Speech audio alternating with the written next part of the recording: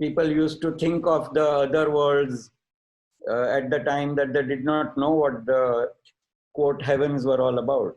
Well, heavens are full of same rock that is on our earth, you know. You land on the moon and it's much worse than earth. It's no fascinating entity over there. Hello and welcome to the STEM and Research Podcast. Today we have Professor Urjit Yajnik with us, a theoretical physicist from the Department of Physics at the Indian Institute of Technology, Bombay. Professor Urjit, after finishing his master's at IIT-Bombay, joined the Weinberg Theory group at UT Austin while studying elementary particles as part of his PhD. He's been teaching at IIT-Bombay for over 30 years, during which time he has held numerous administrative positions there and has had affiliations with leading institutions around the world. His research interests include cosmology, grand unification theories, high energy physics, and so on. Currently, he is working on supersymmetry and the dark sector, that is, dark matter and dark energy. Hi, Professor. Thanks a lot for being here. Hi. So to start with, would you like to say a few more words about yourself to the audience? Yes. So I did. I'm from Bombay, and I went for 1 year to Jai Hind College. Which was also a very nice experience. Before I joined IIT for a 5-year master's in physics, which was a course available back then. And it was a great experience because for 2 years I had common courses with the engineering stream and and later I went on. But of course I was all the time determined to do physics, and later I went to do physics. And at UT Austin, I actually did my PhD with Professor George Sudarshan, who passed away just about a year and a half ago. Later, just after finishing PhD, I spent a year or so with Professor Weinberg's group. But of course, my PhD was split between the two groups because the topic I chose and so on was more with what Weinberg's group was interested in. So so that was that journey. And then I came back and was in TIFR for a couple of years as a postdoctoral fellow in Professor Narlikar's group. Later on, they moved to this IUCA campus in Pune, and I ended up joining IIT-Bombay. Yes. Okay. You currently work in a field that is, in my opinion, at the very frontier of human investigation into the nature of the universe. So first off, we want to talk about the initial stages of this journey that you sort of embarked on. So why exactly did you choose physics? What sparked your interest in it? Yeah, so actually I was lucky. In our own family, we had people who had been in physics. In fact, grandfather generation person was a physics professor in Surat College, which later became the South Gujarat University. And likewise, his son and uncle, who was also a nuclear theorist, who had done PhD in the US and then come back and then worked in the Physical Research Laboratory, Ahmedabad. He became director of that institute. So my father was very impressed with their achievements, and he really encouraged me to go into science. And the way it most graphically I remember is that there was a whole page article in Gujarati newspaper on the BARC, Baba Atomic Research Center. So you can say that to an extent, my going into this nuclear sciences has been facilitated by being born in the city of Homi Baba, you know. So yeah. Yeah, definitely.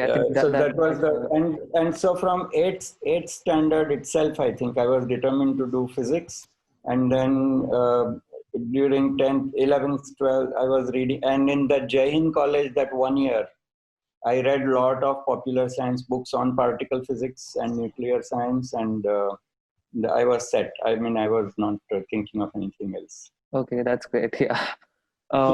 So did you ever know before, like when you were just starting out, that you would end up in high energy physics, cosmology? These are the fields you would end up working in? Oh, yes, yes.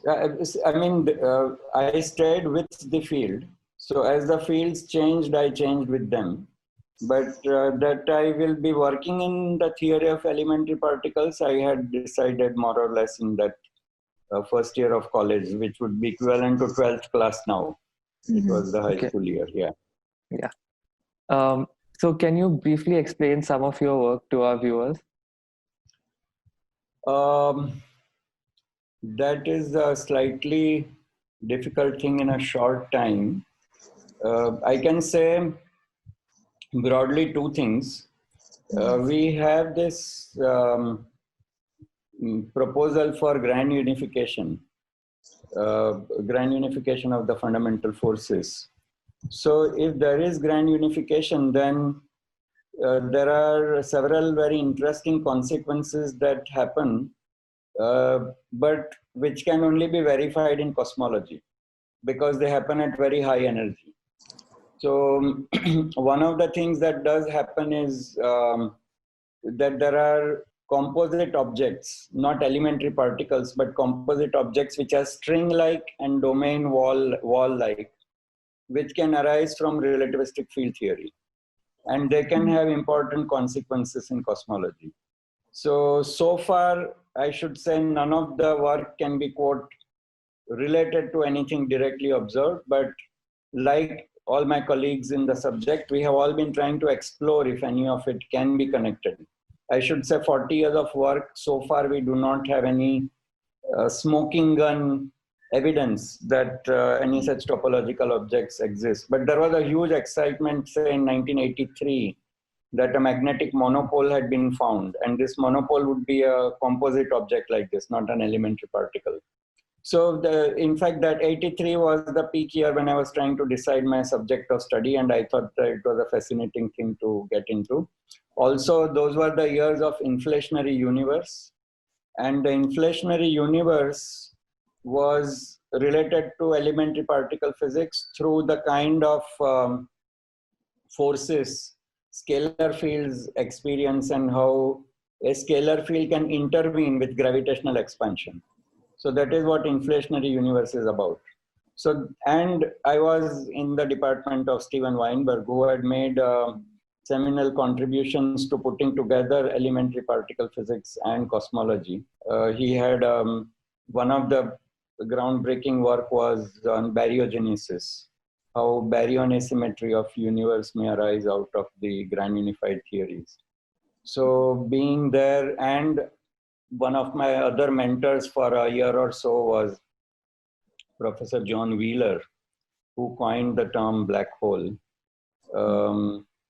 He took me under his wing for some time, and we even worked on some project for some time. But then I realized that it would be essentially classical gravity, whereas I wanted to move on. So he was kind enough to say, well, pursue what you like.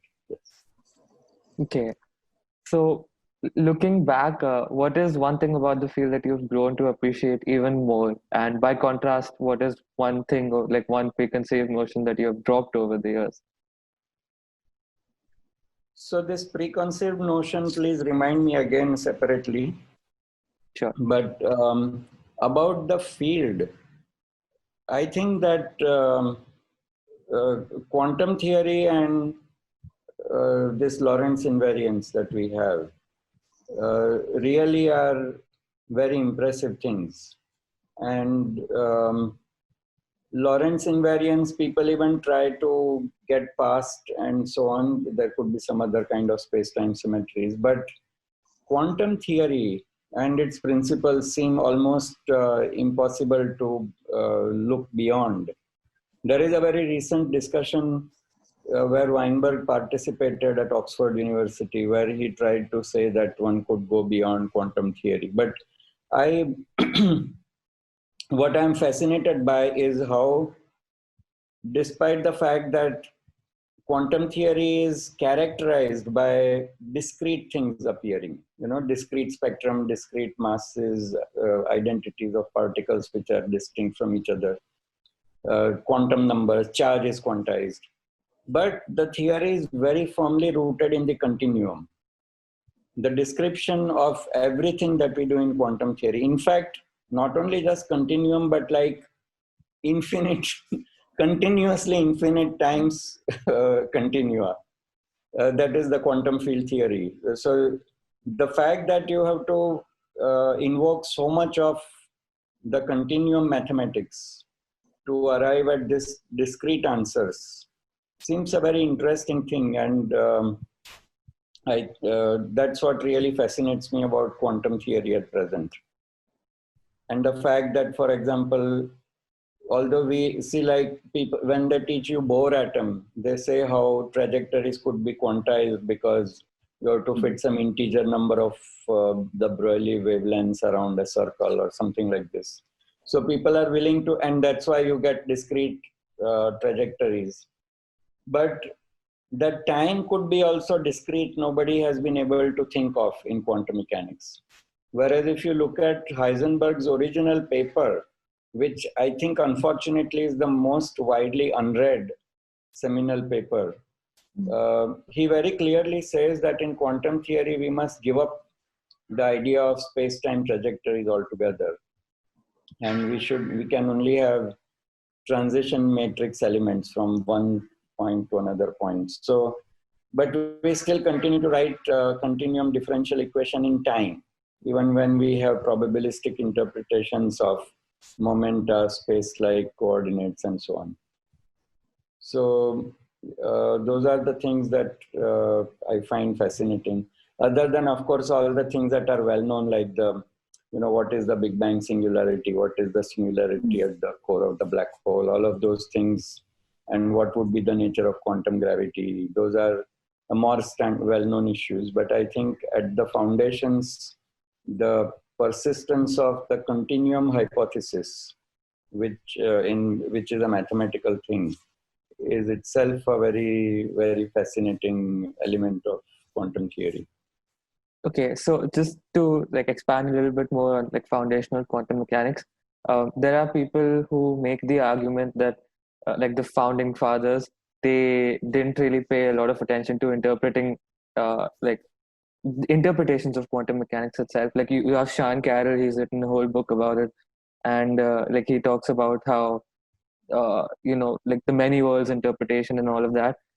Do you think that people have really given it a good serving and that they've tried to interpret quantum mechanics, or that physicists around the world should have done more effort?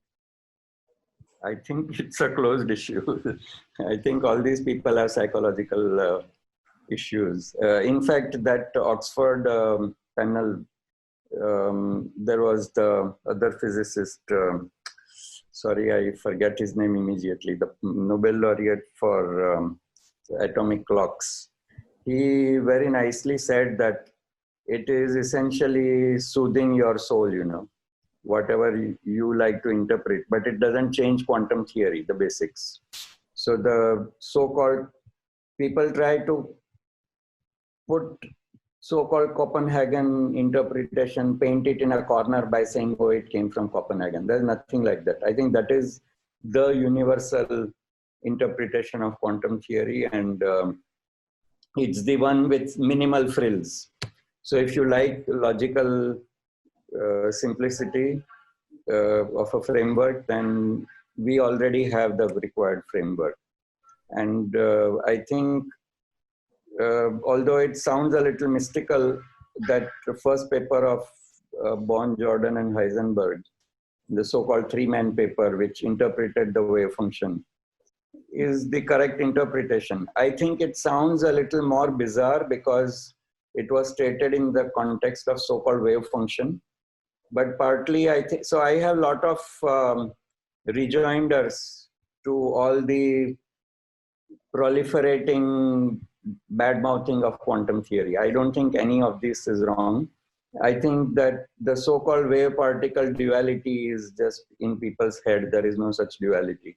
Nor is there, quote, any uncertainty, because that arises out of your idea of what is certain.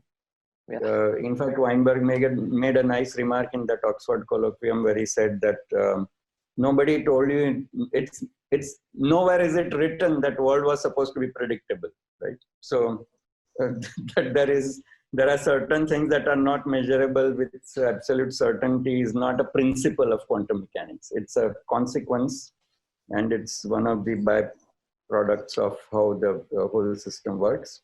But it cannot be considered a principle. It's true Heisenberg hit upon it first before he got his matrix mechanics. But it's unfortunately been overemphasized. Like, in fact, you know, the wave function, the wavelength, the Broglie wavelength is just a convenience. The real point is you have momentum eigenstate. So momentum has a well-defined value. And once you have a fundamental constant like h cross, you can re-express a momentum as a length. But that length has no real meaning. It really has no meaning.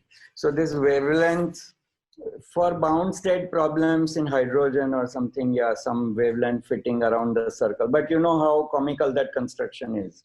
It is good only for maybe a 10th class student. Once you mature it,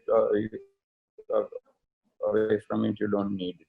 So the whole idea of a wave function is where the problem starts in teaching of quantum mechanics. Dirac tried to disabuse people of this by writing that beautiful book. Until date, people keep bad-mouthing the book by saying it's a very difficult book to read. Nothing of the sort. That is the clearest book to read on quantum mechanics. Similarly, you know, unfortunately, great people also proliferated quotable quotes which confuse people more, like Richard Feynman saying that if you think you understand quantum mechanics, then you don't know it, or some such thing. Yeah. I mean, I think these are very extreme things to say, and maybe he meant it for fun. I mean, he may have just passed that remark as a fun, which is true, but people take it to heart, and those are the problems. But I think that there is really no problem. In fact, I've written a long article where I try to dispel these things. I also made a presentation to our IIT physics club that all these so-called detractors of quantum mechanics exist only in the brains of the people who proliferate them, but they're actually not there. And like Weinberg said, ultimately shut up and calculate. And if you calculate, you get all the correct answers. There's nothing, no problem. Okay. So basically you're saying that the issue has been settled and there's no point in discussing it yet anymore. I don't say there's no point discussing. That's a very strong statement. I think everybody should feel free to articulate what bothers them about it. And maybe if in everything that I have tried to understand or what bothers them, I've missed something. But for example, many worlds, how it is by definition unverifiable proposal. Because that world that's split off is not accessible to me. So what does that world mean? Okay, it's just like mythology. It's, I mean, or like people used to think of the other worlds at the time that they did not know what the quote heavens were all about. Well, heavens are full of same rock that is on our earth, you know. You land on the moon and it's much worse than earth. It's no fascinating entity out there. So when people didn't know what was out there, yes, they had a lot of ideas. And this is something similar, but I don't think that there is any such I would not be able to consider many worlds as a quote interpretation of anything. It has no use. Okay. So I mean, more generally, if we talk about just like you just said, shut up and calculate, that would be like a really scientific way to look at things, and like really like how Richard Feynman was like had some apprehensions against philosophers, and he was just like not very friendly to them. So do you think that's a good attitude to have in general if you want to enter science, then you should keep philosophy separate, or do you think it would be beneficial for both the fields? You have somewhat of some kind of unison. Yeah. So I think to be bothered by something and to articulate it is a very important thing. In fact, scientific attitude does not say shut up and calculate. That's again a joke. I mean, one should not overquote it. Yeah. I think it is in the specific context. Do I need another interpretation to look for? For the time being, no. I think everything is settled at the current moment of time, except that we do not understand quantum gravity. So if you are, but then try to explore what that is, or try to, I mean, none of these things that worry, that bring up quantum theory issues, they are all dealing with some very, very low energy phenomena and this so-called EPR paradox. I mean, it's all a waste of time. So that certainly, if that is what you are going to spend your time on, then you should shut up and calculate.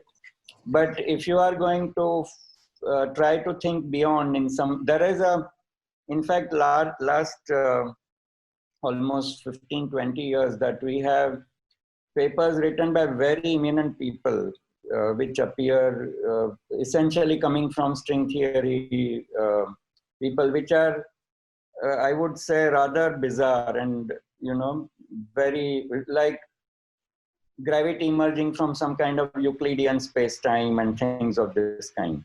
But people do entertain those ideas because they are very concretely laid out, and then their problems are also identified. So that is always a good endeavor. Nobody is against that. But if you are only going to spin some word webs, like many words, which doesn't change any computation, then better compute. Okay. Yeah, that's good. That's good advice. Yeah. But So, I think one should keep open mind about whether there is any nick, any opening through which you can expand the theory or elaborate on it or improve understanding is also important, but it has to be logically something simpler than we already have. Okay. So coming back to actually where we started this question from about your journey, and like coming back to the notion of like misconceptions. So what is one preconceived notion that you have personally dropped over the years? It could also be a yes, common yes. misconception. Great, yes. So the biggest thing that I changed was not about this specific subject itself, but about this general idea of a hierarchy of subjects, which will bring us back to some discussion we were having before we started the interview. You know, when I was a student, I didn't like chemistry because I could not remember so many things. The way we were taught chemistry, it was very information oriented. The way biology was taught in my time was also very information oriented. I believe increasingly they have become more and more understanding oriented, even though you do need to remember a lot of more things there. So people tend to think that, oh, there is a hierarchy of subjects. And also at the turn of 20th century, some of the eminent physicists made remarks like, oh, if you are not doing mathematical science, then you are doing stamp collection and all this. Within mathematics, Carl Gauss is supposed to have said arithmetic is the queen of mathematics. So you might think number theory is the holy grail of mathematics. I think that those things are, of course, nice to say, like we praise any guest at when we have something to celebrate their cause. But after we come out of that celebration, we know that there are other people of equal importance in their own right. So similarly, we should know that all of the concrete sciences, whether they are quote hard sciences or soft sciences, whether they are bioscience, whether they're environmental science, whether they're geology, which can be very, very descriptive. But when I now read geology or anything dealing with geology, paleontology, I find all of them so fascinating and all of them requiring so much human ingenuity that I think trying to create a hierarchy of them and say, oh, if I know how the electron moves, then I've determined how the brain functions, is a wrong approach. So the main attitude that I have really taught myself to come out of is that any one kind of science is superior to any other kind of science. And in fact, whether science is superior to engineering or whether engineering is superior to science because scientists are only doing blah, blah and satisfying their curiosity, whereas engineers are delivering things. I think these are all things that in the larger picture are not correct. but they may help you in some smaller level decision makings and making choices. Okay. So that is the one mental block I've tried to get over. Okay, so even within physics, would you say that you had some kind of hierarchy? Like, okay, you have all your theoretical. There's a very strong hierarchy in physics. Yeah. Very, very strong hierarchy. Going from particle physics, well, within particle physics, the string theorists, then the etc. So it goes on and on. But I think that all those hierarchies are completely wrong, because each of them. So my PhD guide, George Sudarshan, he worked on optics and on the theory of light. And now that I have tried to fully understand what he did, I find that he brought closure to the whole long series of questions starting from Newton and Young and Fraunhofer of whether light is particle or wave. And it is, and as you know, S.N. Bose actually worked out the quantum statistics, quantum possible states of photons. He identified them correctly. It was George Sudarshan who finally brought a full closure to what exactly light is. And in his framework, both the wave and particles are within the same density matrix approach. They are just different states of the same thing. So, this is not elementary particle physics. This is not string theory. This is, but it is something very fundamental. So to think that quantum optics is a easier subject than, say, topological superconductors or something, I don't think those things are true. Okay, and most of all, they're saying that they're just counterproductive and like there's no end to these kinds of discussions. That's right. So, okay. So because when science interfaces with society, to bring up these distinctions would be a complete disaster, because society then forms an opinion that, oh, this deserves more funding, or this is so-and-so is a holier person than the other person. So it's completely wrong. But I would now say, because you are a young person asking these questions, and maybe others who will see this whole interaction will try to learn something from it. I do say that there is a difference of quote cultures.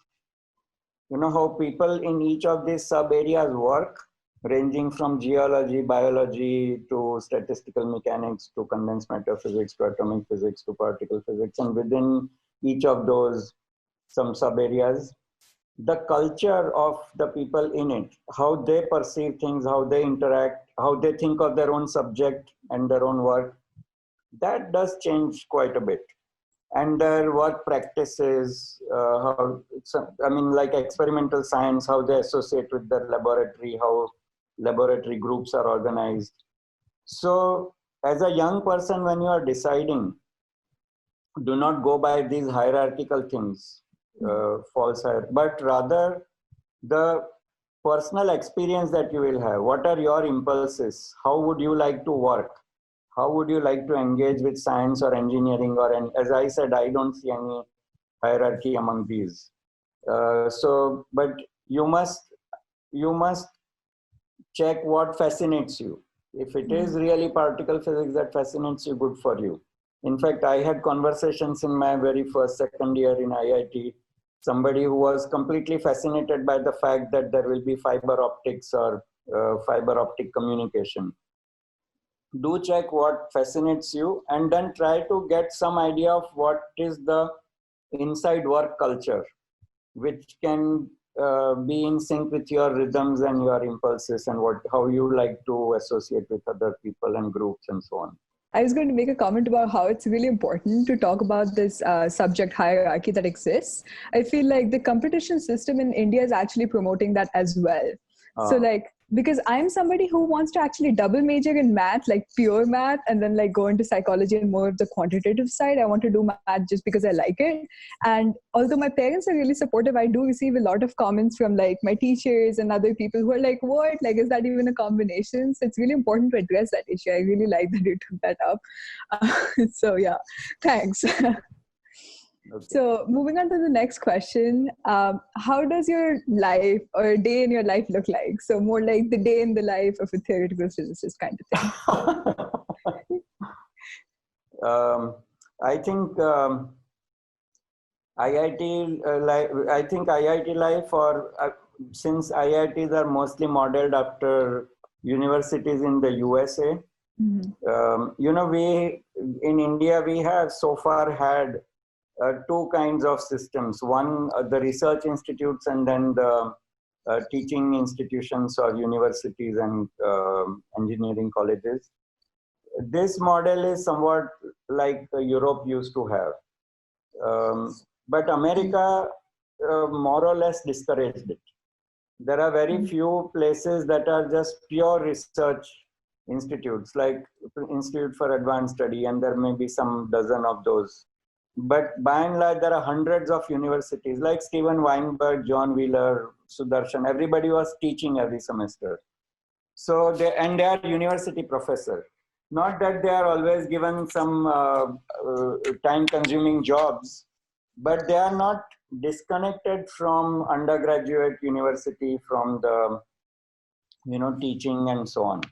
So so the thing is that my life, I'm coming back to your question, is essentially like that of a quote university professor, which demands certain quantum of time bound things, like the courses that you teach, you are very, very time bound, and administratively you are bound towards conducting its exams, giving its grades and so on.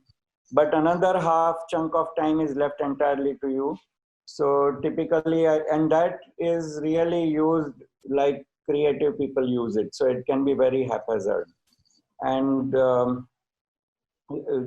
so on a typical day, one may take a class, and before that class day, you may have spent 3 to 5 hours for 1 hour of that lecture course. And then you may have students asking you questions about that. You would be preparing questions, question papers, tutorials, things like this, where you are thinking very hard of what you taught and what you wanted them to learn and so on. So that whole activity that goes with teaching would occupy some a third or half of the day. And then there are meetings that are fired up either by the higher ups, like your head of department or the main building, or somebody who expects you to participate in some meeting or opine on something or something like that, or your colleagues who need your participation in some decision making, sometimes some purchase or in selecting a new student and things like that. So some of the time, 1 or 2 hours in the day may end up going in that. And then another 2-3 hours will end up talking to your PhD student and also to undergraduate students who come for individual study with you and so on. And then this is a continuing thing. So there is really no quote weekend as such. So there will be times when, in fact, you identify, oh, the weekend is coming, I have now time to finish this paper. So you sit down and thresh out in one go, spending 5-6 hours, or even the whole 24 hours at a time to just get everything right in something. And sometimes when you have collaborations, you are sending things and they come back and forth. And depending on how the others are also progressing, you also respond and keep going with that. So there is not a very fixed pattern to quote the day as such. Yeah. So I have spent time in Canada and US universities. So I know that their days are also structured more or less like this, with commitment to teaching, but then rest of the time spent organized by themselves about the research and how things fascinate them.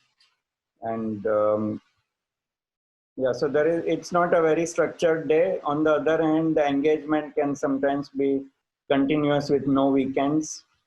So all of those are in it. All right. So just to move into a more general and abstract phase of questions, I wanted to ask this question for a long time to someone who's working at the frontier. What direction would you say theoretical physics is heading in? What's the possible next big thing?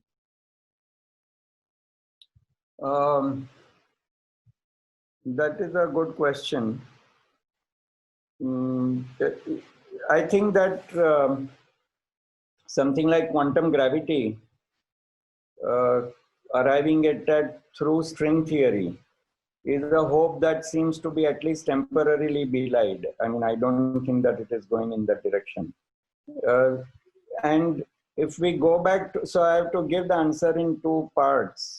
If we go back to what I was earlier saying in terms of non-hierarchical nature of what is the most important thing, I would think that there are going to be really landmark breakthroughs in understanding even atomic phenomena, in condensed matter phenomena, and so on, material science, all of that.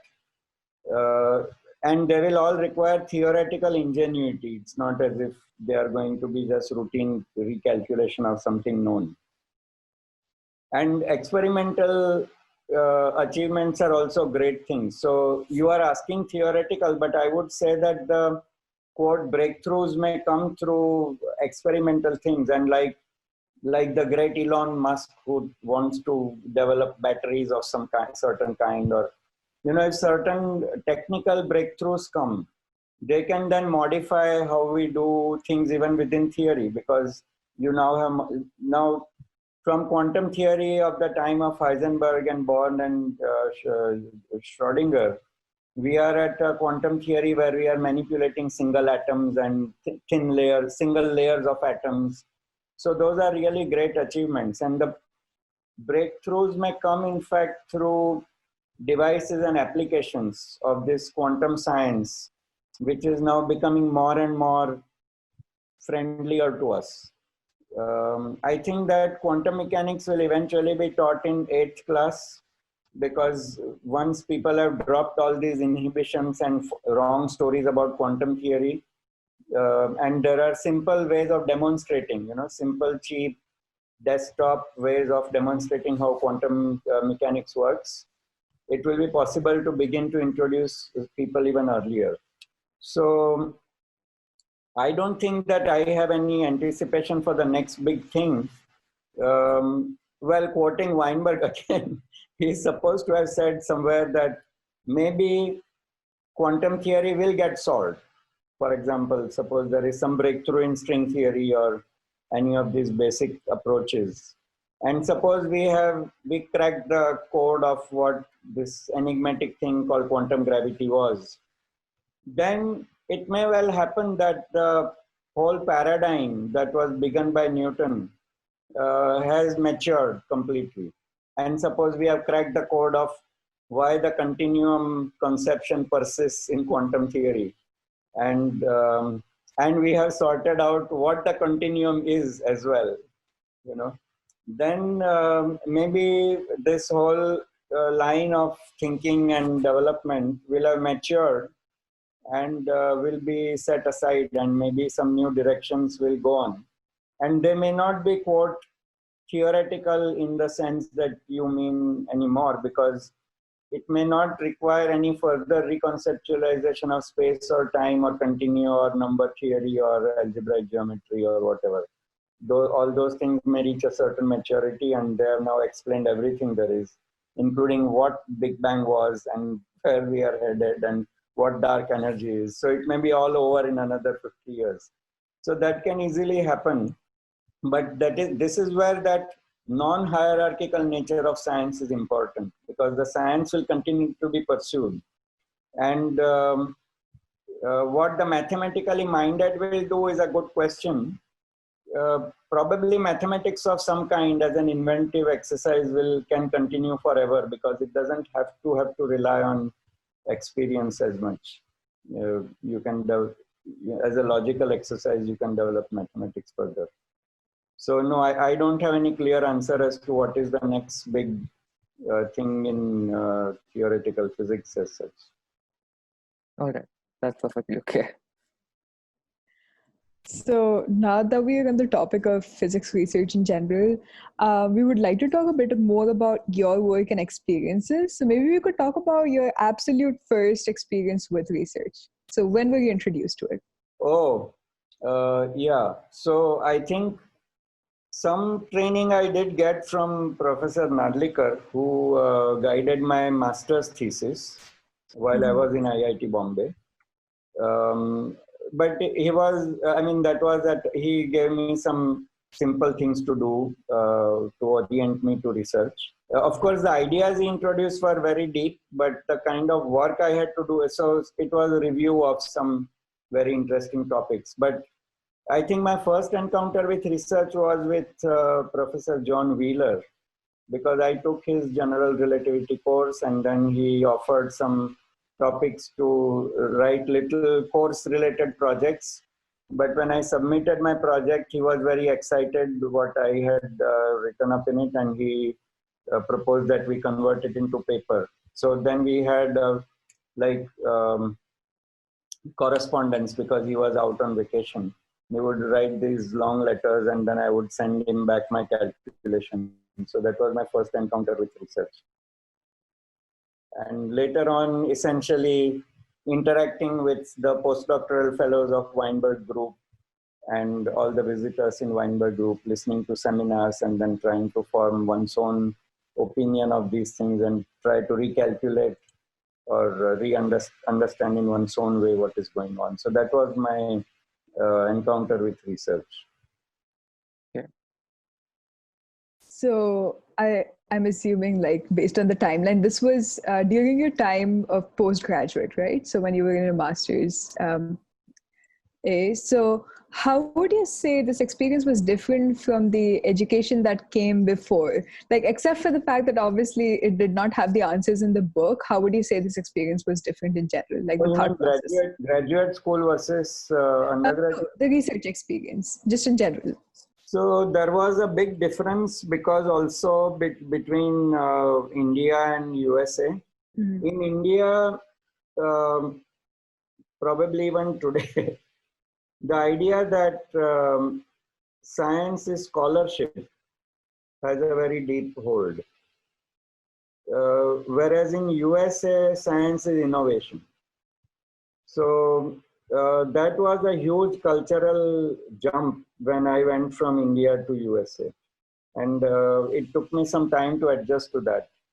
Whereas in India, people even now seem to think that if so-and-so did some major breakthrough at age 35, then later they don't need to do anything. You know, they will keep getting laurels.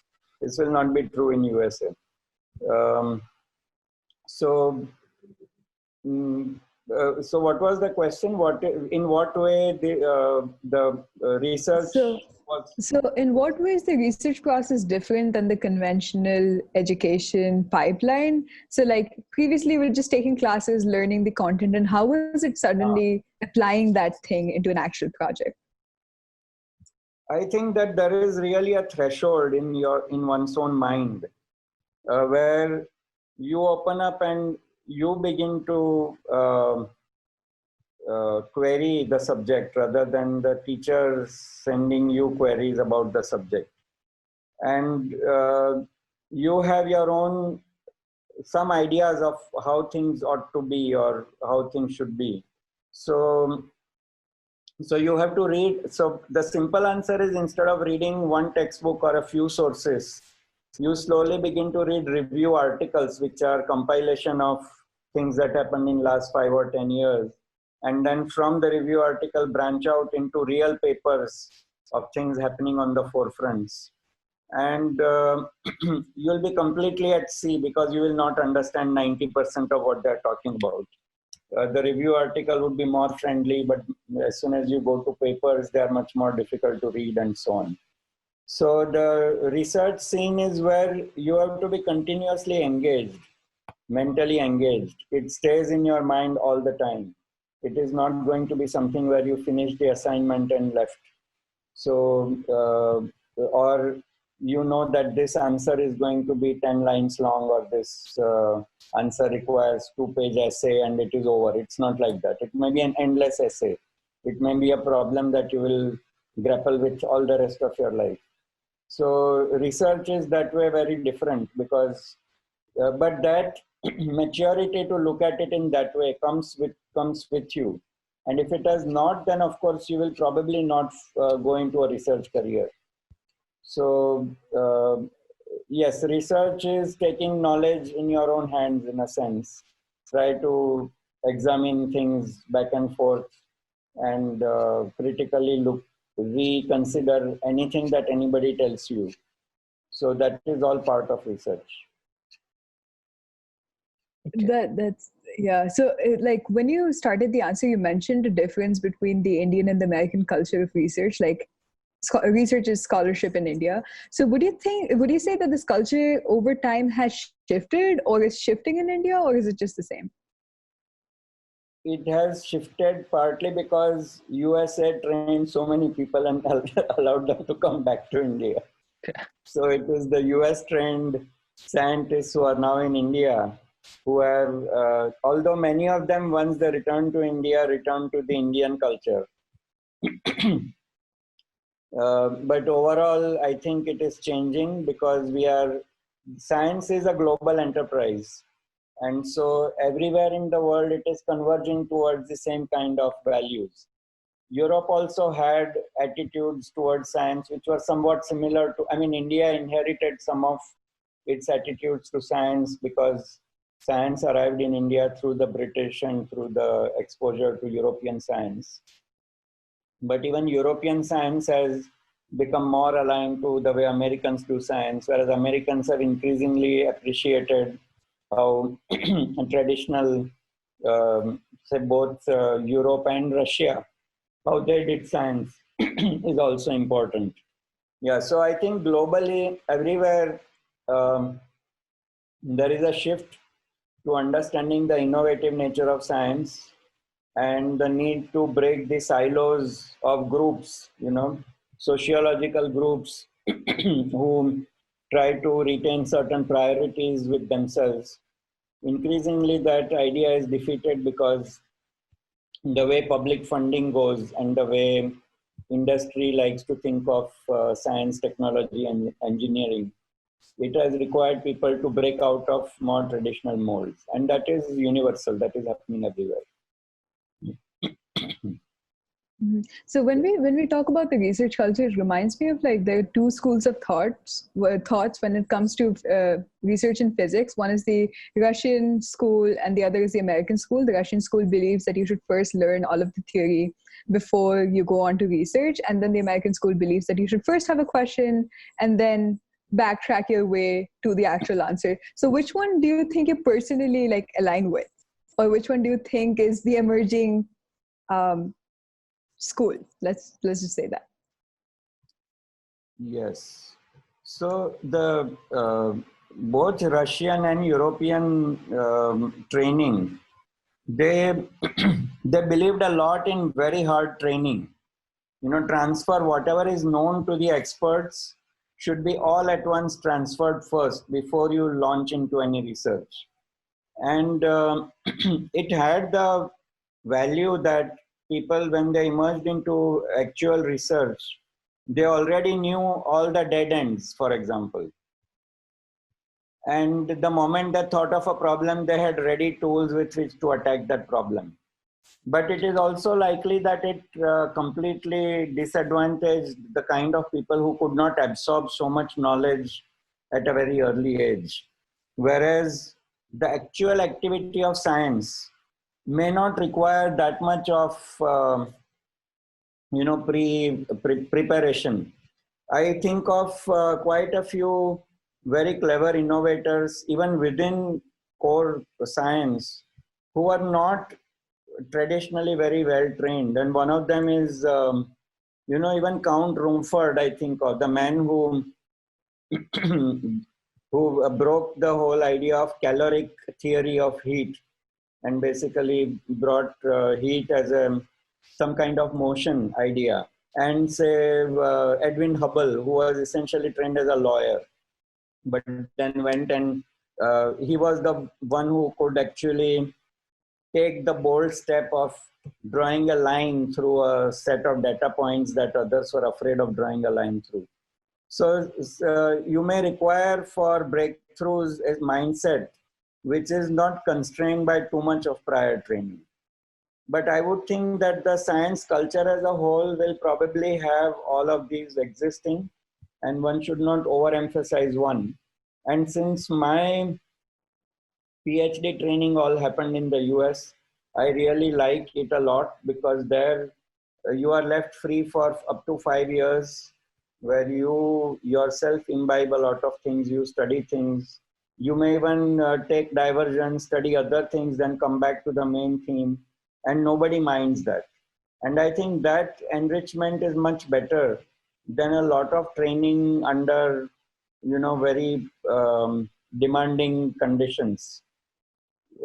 But certainly Russians have had their own miracles emerging out of that kind of training.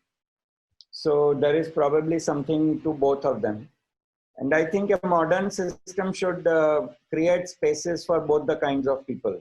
That would be the right thing. Maybe some departments or some institutions will gather a kind of people who prefer this and some others develop this. Then they should both be allowed to coexist, and one should not try to say that one is better than the other. Okay, maybe we might be the ones doing it because like we're Asians and we have had this whole Gurukul type system, but now we're gradually Americanizing our education system. So maybe we'll be the first to do that. So I noticed, actually, just sorry, but to interrupt, but the Gurukul system is essentially an apprentice system. You live with, you breathe with, you eat and sleep with Guru, and you learn a lot of things from the Guru. So that is the apprentice system, which is not, quote, essential for innovative science. But it was very instrumental in transmitting value systems and personal disciplines and moral education and so on. But science increasingly is perceived as not requiring that. Though, say, I think in the crafts, the apprentice system is very important because you may be working day and night. In a sense, the Gurukul system is pursued even within science because when you work very, very closely on a subject and suppose you are trying to finish something within a few months' time, you may be really just having meals also together and so on. So it will not be exactly like Gurukul system, but certainly very close, harmonizing with other person's life cycles so that you get something done. But it's not like a lifelong commitment. So, yeah. All right. So I just noticed, scattered remarks, but no, that was okay. Like I just noticed when you were talking about the Russian way of doing things, so you basically pointed out one potential flaw is that it could breed orthodoxy if you have this kind of hardcore preparation. But you didn't talk about any kind of cons that could come with the American way. Do you think there are any? Oh. Okay, I see. So the thing is, the American thing comes as a package. The package being that if you do not achieve, then there are enough fallback, what is it called, safety nets in the society. So you may begin, so in fact that is, I agree, in Indian situation or in a European kind of, traditional European kind of situation, you may be in a very dire straits if you enter without very deep training and then don't turn out to be very innovative. Then suddenly after 5 or 6 years, you may find that you do not have a very substantial thesis and your life falling to pieces because now you cannot get into anything. But America had the thriving tech industry, which was happy enough to take people with PhD training without necessarily having a PhD. So you could hang around struggling to do some research, but the struggle through the research and had that maturity of querying the subject rather than just learning the subject. The industry found it useful. So even in the 70s, 80s, when I was doing PhD, there were quite a few people quote dropping out of the system, or even after obtaining a PhD, which they would divert into the industry. So the innovative industry of America was able to absorb people who didn't have very high level of training, nor did they turn out to be very innovative, or sometimes they were innovative but chose to go that direction. I think Europe followed suit a little later. And I believe that a lot of German high-tech companies do hire people who are PhDs in theoretical physics or PhDs in pure sciences and so on, just because of the kind of training and kind of attachment they have to their work. So the safety net, because the safety net already existed, there is no quote con to the or negative side to the American system, because it just is open-ended. So, and science as a whole should be open-ended project. So if it left you to stumble around and then not arrive at anywhere, so long as it had a other life exit for you, science enriches anyway. Maybe you were a very good TA during that time. Maybe you transmitted your excitement to others, although you couldn't work on it further, you did something to the system. So, so overall, there is no negative to the American approach if the society has enough wherewithal to support it. Okay, yeah, that's really, really informative. Thank you.